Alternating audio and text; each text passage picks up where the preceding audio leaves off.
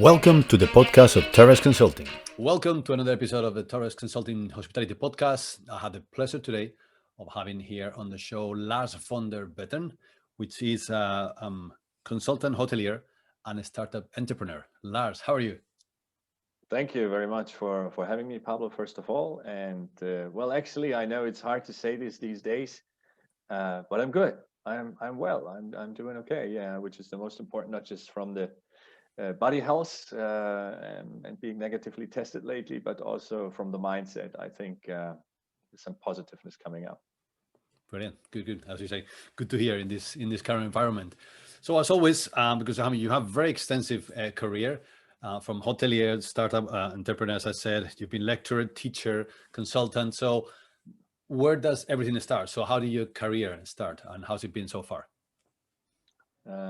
Well, very traditional way the career start. It was in Germany, and it was a bit by accident because I didn't plan initially to become a hotelier. I have to say, I wanted to study the law, and God made me readjust things.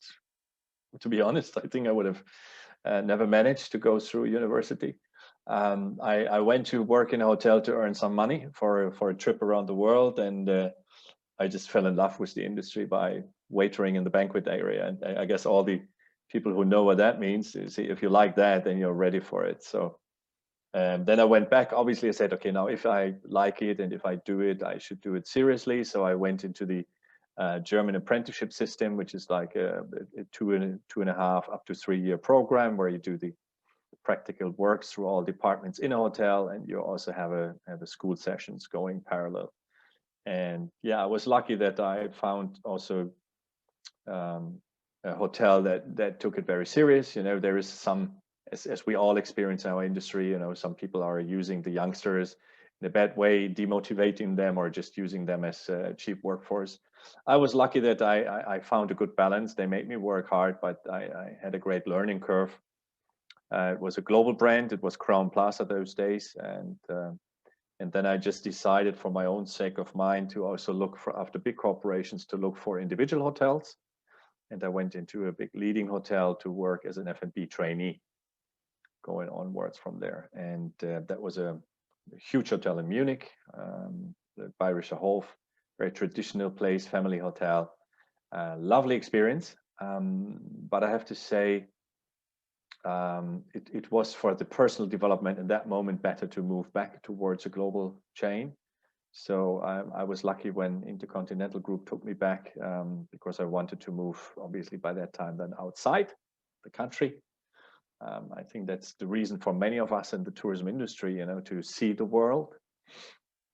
And I obviously did want to be part of that. And for me, it wasn't yet the other continent, because unfortunately those times it wasn't so easy to get a job in different continents. So I was focused on Europe, went to Spain, wanted to study the language, fell in love.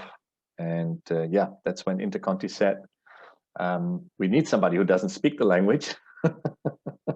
And they gave me a job as revenue management, which was just really starting by then. I obviously didn't jump into that completely crazy or without training. I did some revenue management trainings in between the leading hotels job and before joining IHG. I went to my old trainee hotel. We looked at revenue management and practical cases. I mean, we were really talking the late 90s here still. So that was when revenue was, it was a niche, honestly, as a profession. And I remember that one of my two colleagues that were selected after the assessment center was coming from outside the industry because there was simply not enough manpower in the industry. I loved it. I learned a lot from these people. And it made me live the dream, you know, to stick in my company that I owned a lot, to grow internationally and to capture a completely new field of know-how. So that was, and I mean, you know how complex that subject is today. We started with the very basics those days. It was, I still remember doing these first Excel analyses and sharing reports with the dial-in modem with head office and sharing best practices. So it was a lovely time. So yeah, that was apprenticeship, F&B traineeship, and then revenue management. That was probably the key base of my first steps in the career. And then from there, you move into hotelier now. So hotel advisor, consultant, lecturer. So on a daily basis, what does it mean for you to juggle all the different roles? Well, I think, Pablo, the thing is that I love our industry so much, but at the same time, when I was working for the big corporations, and saw, I mean, I owe them a lot, but it was the right moment to leave, because I was then, after revenue, I was twice resident manager, and then it would have been the GM position coming up soon. And obviously then you get into the high salaries and you become a bit comfortable, and it's very hard to leave, you know. So, but I always wanted to do something on my own, and that's why I decided at that moment to do it. But being a hotelier and wanting a hotel is one thing, but going and getting one in the age of 35 is not so easy, you know. So yeah, I set up a consultancy for hospitality, which at this time nobody needed, you know, because there were enough in the market. So it was the luck to create over the years a niche of unbranded boutique hotels and resorts. So it was, the hotel advisor was the best option to start your own business, but you cannot take out the hotelier of the hotelier. So I started looking very actively together with a partner to find a hotel. We found the very first boutique property in Madrid. And it also gave us the credibility, you know, when you come from a big corporate background and you're a hotel consultant, you have 1 to 3 years to sell what you have learned in the big corporation. But then you have to make sure that you stay active mentally, you know, to grow yourself, to educate yourself. And having these own hotels then gave us the credibility to really say, yes, we have done it. You can earn money in a 27-bedroom hotel. Yeah, you will find people. You can train people in independent hotels. So that gave us a big boost. And today we do 90% of consultancy within Southern Central Europe, all the way to the Caucasus, and independent, unbranded boutique hotels and resorts. Okay. What's the most enjoyable part of that? The discovery phase, maybe, the helping them grow? What would you say? Well, that's a good question, to be honest. It's very easy to say in our industry, I love it most. I love it all, sorry. But I think, to be very honest, it's the interaction with the people that gets me going. It's the absolute, it's, yeah, the main driver. I mean, I came from the revenue manager side, you know, and I still don't, I wouldn't say that I love creating new Excel worksheets and you know, developing the 5th page of it. I rather say I would spend the time with the people to learn about their strategy, see where the revenue strategy is maybe wrong, on the feedback of the people. That would maybe, as a good comparison, excite me more. So it's interaction wherever I can, and speak to people, listen to people, and then obviously, where do you get to? You're taking the energy to move on in bad times by seeing that you had a positive impact on people's careers, if you speak to the teams, or on people's private equity. If you speak to your investors, you know, they're happy that their small hotel is now making more money, or was profitable, or they could pay back the credit. So yeah, that's probably it. Mm-hmm. Okay. So interaction, so having that positive impact on people, I think, and owners. That's a top one. I'm just taking note of that. Now we are still within the pandemic time. So what is your view of how we're going to get out of this? Are you an optimist, a pragmatist? What's your approach? I'm a very optimistic pragmatist. I think first, the good news is we're going to get out of this, you know. And the funny thing is saying that it shows that how, you know, blue-eyed people can be, because we never thought we were going to get into this. Because in February we were still all celebrating great results. We had the best January and February on our own operation. We had amazing consultancy projects last year, and then we were hit by something that nobody could see coming. But obviously, human mankind is growing. I mean, you have seen that, you know, nobody thought it possible in less than a year to have a vaccine. But because suddenly it was a global interest, you know, many smart people worked together, made it happen. So that was absolutely lovely to see, and I see because of that, not because we are amazing, but because of the medical people doing their job. I think we can look at the future, and how that exactly will be, I wouldn't dare to say yet, because there is the different medical opinions, which will affect us heavily. It could be, will this virus disappear because we gain this level of immunity that it cannot grow? And then there is the other side that says, no, it will always stay. It will remain like another version of the flu.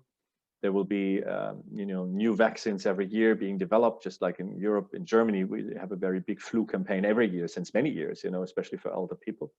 So it could be just another one of those. And we don't know which one is going to be the way. But I think we as an industry, we will survive, but many people will die in this industry. And that we should be aware of this. So if you telling me, are you an optimist or pragmatist, I tell you that there will be an immense acceleration of non-value added business disappearing. It's very rough to say, and I think you're a hotelier, and we had the chance to speak before, Pablo. I think most of the people in our industry love what they do. We also have many good friends and people working in the industry. I think I'm extremely sorry knowing that many good people will have a big hit in their career or even in their own businesses. And I mean, this is something that, you cannot just say, okay, it happens, unfortunately. No, it's a lot of people's lives and dreams, going down the pipe, unfortunately. Other people who have just opened their own hotel, their own restaurant before the pandemic. They don't have landlords that go down the line that, of understanding, and they basically ruin you, and you're starting back at scratch. So I think that is one side that, even though I'm a very optimistic person, I hope that we can help many of these people to get a second chance, that we can save a few of those as consultants. We are not charging at the moment. If somebody has an issue to trying to survive, we are helping, we're reaching out. I think this is the moment to support and to network in the industry and not to become rich. But why do I still dare to say that I'm optimistic? Because as much as this pandemic is an accelerator to clean out some shitty projects also, I think it is also an accelerator in some of the good aspects that we have seen, very, very small niches before the pandemic. I'm talking about, eco-friendly travel, sustainability practices in hotels, community impact of travel. And I'm not just talking about the very remote, poor city in an undeveloped country, as we always say, it was arrogance, somewhere hidden, and where we say, oh, suddenly they're selling their souvenirs at a more fair price. No, I'm also saying community impact cities like Palma, Mallorca, or Venice, whatever you can think about. So I think there were people started to think about it already before, but they weren't listened to because we were just, we had to run. Tourism had to run. Every year was a growth. It didn't matter if there were planes being shut down or anything. Travel was always growing. If you look at it, it's amazing. The desire to travel is immense. We see it now. People can't wait, and that is where I think the optimism kicks in to say that people will want to travel, but there will be a bigger percentage of people doing it differently. And now comes the pragmatist debate. It doesn't mean that all will be beautiful.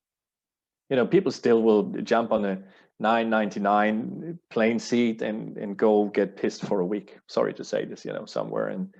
And maybe they have a right to do this, because I don't know. I cannot talk about you, but I did something similar to that. I took some friends, we went somewhere and we just had a bath. I mean, that's okay.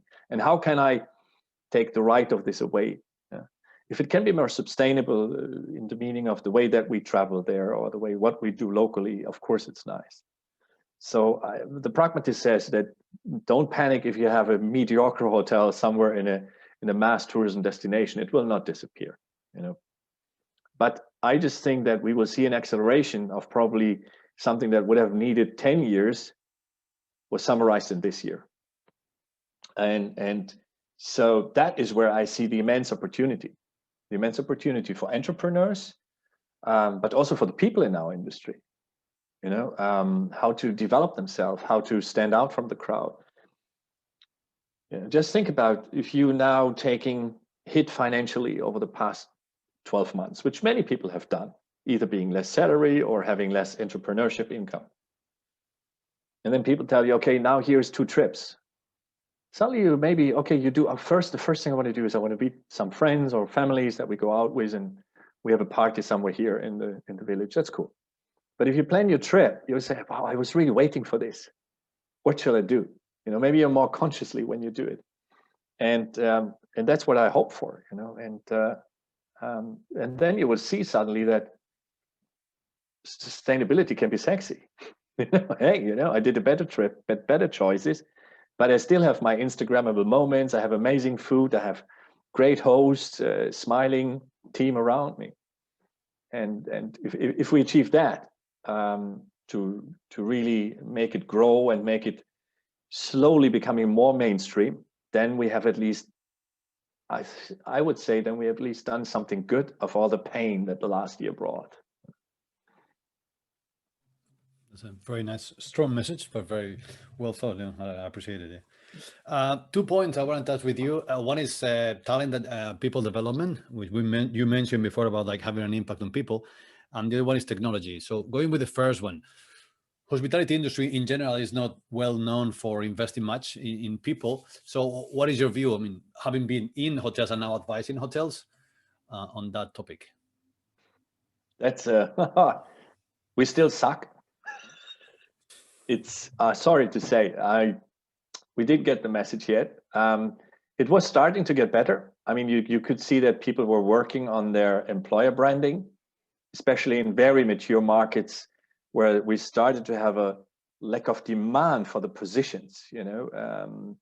So suddenly in Germany we have hotels having a tab on their website saying come work with us, and they put a great picture of a team event and a nice team cafeteria, and so we started to work on it. Yeah, but I still have places here in Germany that we work with, and we are working to clean this out, but we're going in there and they're working below union contracts of the region. They're paying below that, and we are stuck in Germany where we don't have to go very far for that. I mean, we did speak to owners in Azerbaijan, and we said, hey, this is the draft of the working contract for the people, and they basically, what do you mean a working contract for the people? It's many years ago. We said, yeah, because with this working contract, with a real salary, they can go to the bank, and maybe they can go and live outside their family residence. They can buy an apartment or something, give them a life. But we are still working on that everywhere. It's not brilliant. But on the other hand, I don't want to sound pessimistic, because the fight for the good talent will not stop. I mean, there will be a very small dip where some of the old fat hotel companies will say, oh, now is the crisis. So many people lost their job, and I can go back selecting, and nobody will worry about 50 or 60 hours. They would just all be happy, And we can say, okay, go make a mess, but in a year's time, you will still be a shitty employer. And the people, the good people, that also we have to say in our industry, the good people, they will always have a choice. I know it sounds a bit rough now for somebody who's just finished school, who's sitting there, sending 50 CVs and not even getting replies. I'm not trying to make this look brilliant, and I know that there will be a real bottleneck coming up now. But if you're patient, if you keep training yourself, if you keep educating yourself, if you become very digital, if you come trying to network and making some side steps, if you have you say go for silver living, how is this going to happen? Maybe I make an expert course there, do revenue management after the pandemic, something, people forget about this when the demand will explode. So there are so many things that you can look into, vegan food, whatever your main subject is where you want to go. You have to get through this bottleneck, just like many companies, enterprises have to do. But if you're good, you're relevant, and you will be able to choose. And by doing that, every time you choose a company, you vote for the ones who invest in people. So put the pressure on the industry, and select. Ask questions in the interview. I know it's maybe not something you will do tomorrow. I know you're eager to get a job, but if you have the time, you say, okay, so what do you do for me? Ask the question. We want people like this. We have done the biggest steps in this company have been done with uncomfortable or uncompliant people, and we've just launched in the last year, in the darkest hour of our industry, we launched a new platform, which is why you kindly introduced me also as startup entrepreneur. And we would have, sorry to say this, we would have done shit without the people. And the good of the people now has become the most obvious thing if you want to move ahead in the industry. So if summarizing it, I know it's a long answer to a simple question, but I think we haven't been brilliant before the pandemic, but we have seen in this pandemic that those who have done a lot as enterprises, they could only do it thanks to their good people. So if any entrepreneur is half clever, he should go for the good ones. And that means he has to make them happy to stay. He has to give them not just the 40-hour week, we are talking about a lot more. We are talking about flexible working hours. We are talking home office. Yeah, I'm a waiter. Yeah, so what? Maybe do a training course and you can stay a few days with your child at home. I don't know, do crazy things, honestly, and challenge your future employers if they're ready to go down an uncomfortable road, because you, as a true hospitality professional, you're ready to give it all, and they need you. They honestly need you. Mm-hmm. Very good answer, and links me to the other one. So we're talking about talent, and the next one, it was about technology. So you were saying before you started in the 90s with revenue with the first Excels, but the thing is, some hotels are still there. And so how do you see the adoption of technology in the industry? Yeah, you're talking to a old white man coming from the traditional hospitality career. Man, I had no idea Zoom existed a year ago, Pablo. If you would have sent me a Zoom link, I would have said, what the hell is he talking about? Does he want to have a drink? Is that a new drink, cocktail? Technology in our industry is yeah, it's very down the line. I think, as you said, some people still punch the IBM computers with Excel sheets. But your question in that context can only be answered that the future is very digital. As I said, we survived this pandemic. We survived thanks to our people and thanks to us being able to go online immediately, to be relevant somewhere. And that means that our hotels now have to work on a level where we can no longer discuss interfaces between PMS and door opening systems. We cannot, you cannot say, is it an option that people can just go pass by the reception and open with their mobile the doors? If you're building hotels today that are not able to do this, you basically suck. And it doesn't mean that digitalization will take away jobs.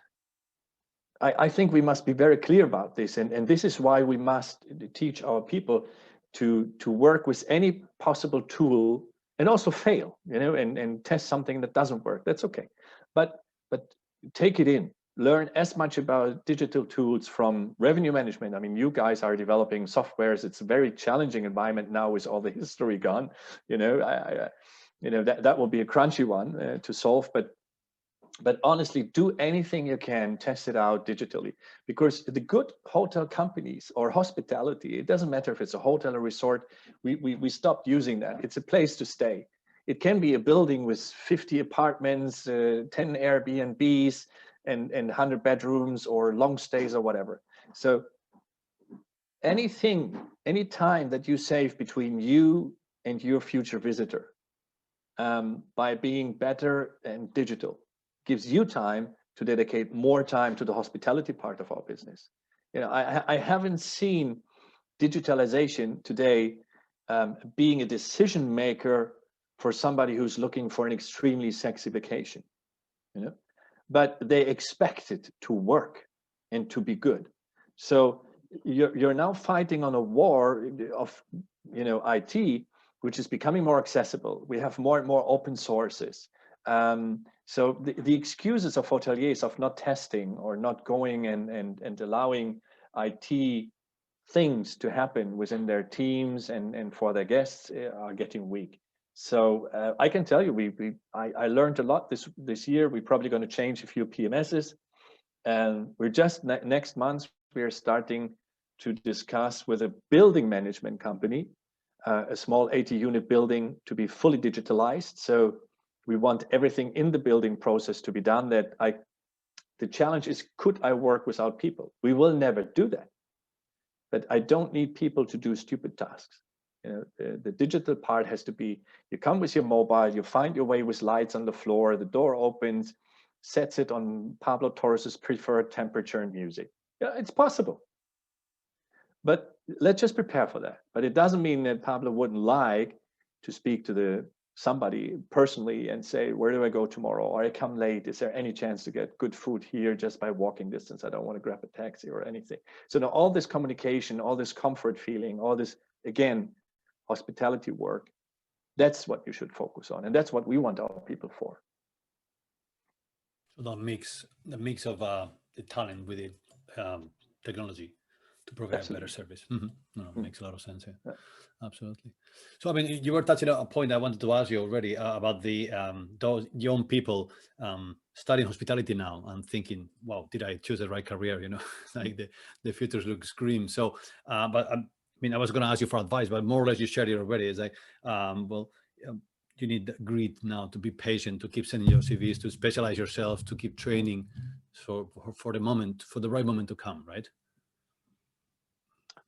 Yeah, I think so. I mean, if it depends on what you went for in hospitality. You know, I guess everybody has a different reason and on why they joined our lovely industry. And I still believe there is some people who maybe did the, traditional thinking, oh, I want to work for this big corporation. I want to work my ladder up from, bellboy, receptionist, and then I go to another country. I will become front office manager, and then rooms division, and that's okay. There are still hotel companies that work, but you have to critically ask yourself, if now you're a student and you think you already have the next 20 years set out, I would really challenge yourself that, are you sure that's going to happen? And what you do if the next two steps fail? Okay, that's the big thing that you have to get ready for. And there, I think there is no excuse, because I mean, I have done it with 50 because a pandemic hit that nobody had on the screen. And you have to do the same. You're still young and agile, and you must review your plans, not in a negative way, not drop them, but just to look left, right, and center of what you do if. So it could be that the global network, has some weaknesses, because maybe it might not be so easy for a time to go just from your school in Switzerland to this hotel in Vietnam and live there because of whatever regulations, because they have a lot of people unemployed. People are looking for more and more development in local resources. So maybe you have to look for a different career path. But also, I think you must stay very aware of the way people will live. Yeah, we're all going to be older. Before you joined the company as a GM after studies, sorry, not as a GM, as a trainee. So maybe it was 22 somewhere you started, and you said, okay, in 40 years, the last 15 I was a GM, I get a huge package. Risky, if you vouch your future on that. First of all, you're probably going to be turning 100, or 50% of the people listening might have a chance to turn 100. And so you should challenge yourself. You probably want to work until 75, but you're extremely expensive for any big corporation when you're 75, because you've earned all the salary. So what do? The big corporations, they clean out the heavy overload of very experienced GMs. It freaked me out when I saw it happening. I think it's a huge pity. But take all this in consideration, and if you're a hotel student today, learn about tourism. It may sound a bit ridiculous, but I saw it in many schools when I was more actively teaching, that there is a huge gap between hotels and tourism studies, and that we must fill this. And I know many amazing teachers and programs and schools have now in exchange, they do joint projects. I'm not saying we haven't moved. I'm just telling you, as a hospitality graduate or just an employee in a corporation, look at tourism, because tourism is affecting the way that people travel. But it's not just the way that we travel because we go on a vacation. It's the way that Pablo Torres has the opportunity today to easily work 5 months somewhere else. He could easily grab his computer and go somewhere else. And that is also part of travel. And the product that you need on the other side of the world is also part of what you have to get ready if you're a hospitality guy. It's like a co-living, co-working, vacational, healthy environment. Yeah, because maybe the pandemic still runs in the UK and you want to get away from it. So there is silver living, as I said before, very interesting. People, it's no longer you live at home until you cannot move anymore, and then they put you into this retirement home or something. You want to learn, you want to keep yourself awake. Maybe we will have people soon with 70 who have the facility to say, I will sell my apartment, and then I want to live 1 year in Australia because I always wanted to, and then I go 1 year to China. So there will be living communities. So it will not be a tourist of a week, it will be somebody living with you for 4 or 5 months, and then he wants you to teach him local culture. He wants you to teach him whatever, and all this is part of what we think is hospitality, because hospitality can become the main one to play this role. Because if we don't, then real estate will do it. Yeah. So I think let's be the ones who lead the change, because we have the human factor. We can make the final sexy dot on each real estate project. And as long as we add that value, we are relevant. If we are just serving what digital can do more and more, then we have an issue.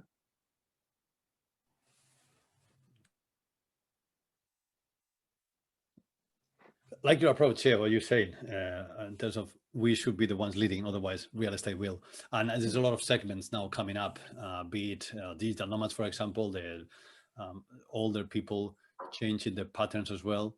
So it's something, things to watch here.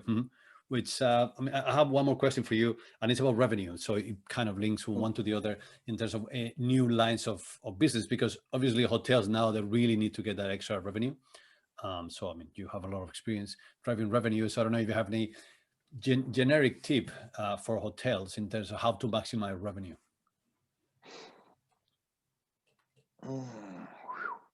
They are so different places, and so different demand they can create. It's always safe to say that as a revenue manager, isn't it?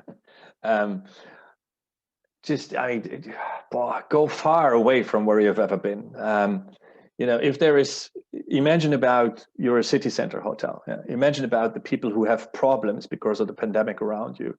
Many small entrepreneurs, artists, and etc. So if you have empty ground level space because you cannot host the big meetings anymore because you don't get 500, you're going to start again with 50. So make a co-art to space.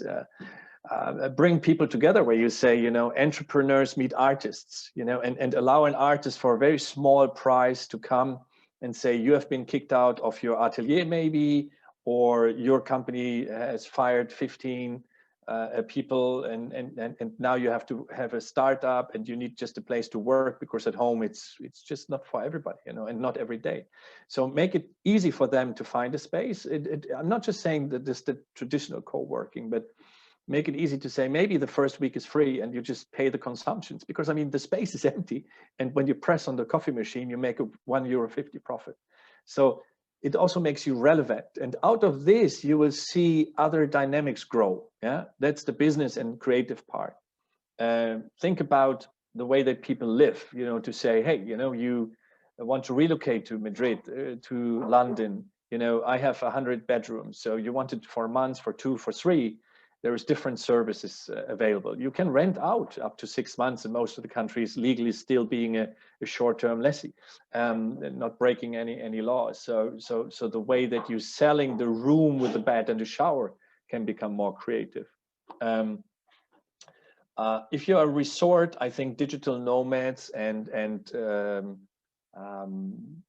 startup camps can be something. If you have a off-season thing happening, you still have better weather than some of, if you're, let's say you're in Central America and you're looking at Northern America, say, hey, We are giving away 10 bedrooms free of charge for sexy startups, and tell us what you want to do. And we have a camp, because our main room can be the hub, and stuff like this is happening.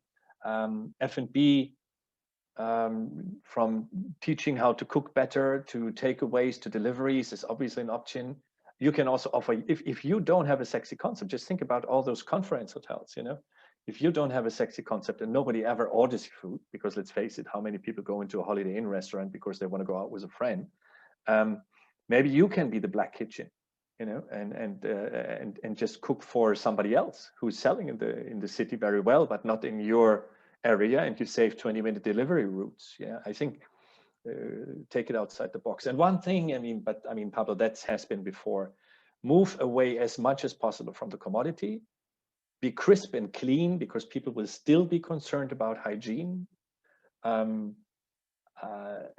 don't be too cheap. I think, especially now, if hotels are too cheap, and you would say, oh, is it still a good hotel? Are they desperate? Do they still have money to clean? I'm not joking. It's fight for your honor, and obviously work on the ratings and satisfaction, and actively approach people. Let's say you had an issue because you were closed for a long time. I think it's very fair if you go to the first 20 guests and say, hey, we were in lockdown. If you don't mind, if you can comment on Google, on TripAdvisor, on Booking, whatever, help me get my ratings up, because that's money over long, And last but not least, make money being relevant in your community. Support the community, really support it, because that will give back. And speak to the mayor. Do they need anything? They are short of money. They have less tax income. Make joint, bring in incoming agents, work with incoming agencies, bring in people again, put your location on the map, etc.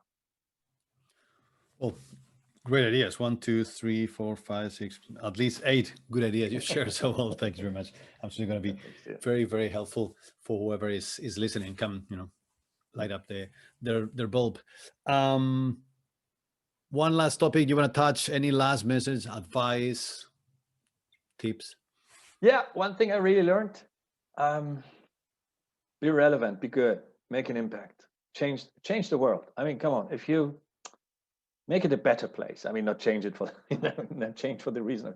Make it a better place. And I'm very shocked at the amount of old white men that still don't believe in climate change and bullshit.